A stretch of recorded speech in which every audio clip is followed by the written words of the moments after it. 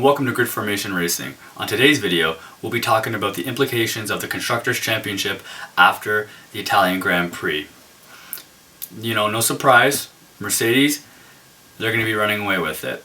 I thought with the Italian Grand Prix, I thought Lewis Hamilton might be able to, squeak one in, and he almost did, but it was Ferrari's day, like everyone was predicting.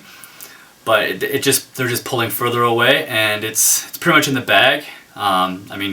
Crazy things can happen, but Mercedes will continue to excel, especially with with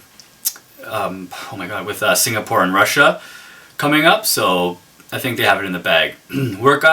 Where I thought it would be a little bit more interesting was with Ferrari and Red Bull for the second place in the Constructors Championship.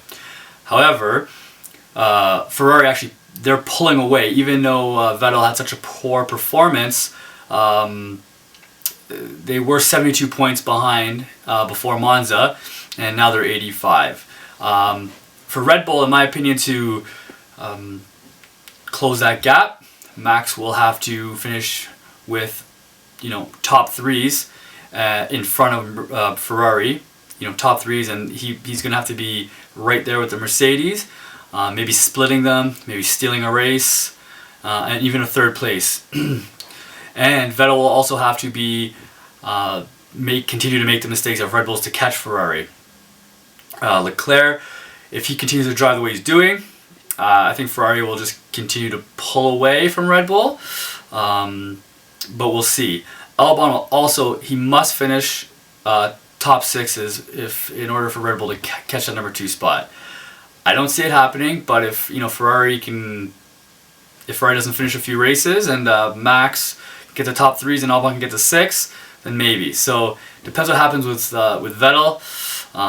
See if he can pick it. He's in such a big slump, so if he can pick it up, maybe Ferrari will just continue to cruise away. But that'll be an interesting one. But everyone's favorite battle right now is the, as I like to call them, the two Renaults, but it's McLaren and Renault.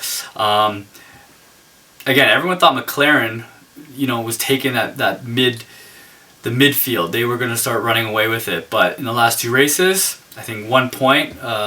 Norris got just the 1 point in the 10th place finish, and now Renault's right back in it, 18 points behind. They have a chance to just bridge that gap a little bit more. They're running really strong. Ricciardo, see what he can do. Hulkenberg, he's racing for a job, so they both have something to race for. And we'll see. But I think Ricciardo might, next season try to take a Ferrari seat. But I don't know how this contract works. But this season, I don't know. I think Renault can do it, but it's going to be quite the task. But you can't count Toro Rosso from all this either, because they're 14 points back from Renault, and they also haven't been scoring well. So if they can pick up the pace, it'll just make that midfield very interesting and give us fans something to watch for. So that's quite exciting. The points start getting a little tougher to get at this point, but Racing Point's only 5 points behind Toro Rosso, and I think Racing Point's cars are running very well. I think they got good machines. The weak link is Lance Stroll, the Canadian kid, and I hope he can drive well. He was very unfortunate with Vettel driving into him, and then he did the same thing and drove into Albon. But Perez is driving great, and hopefully Stroll can help him out and give Toro Rosso a run for their money.